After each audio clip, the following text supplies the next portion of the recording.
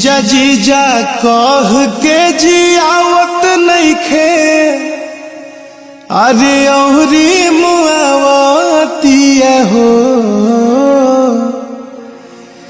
जीजा जीजा कह के जियावत नइखे, औरी मुआवतिया हो।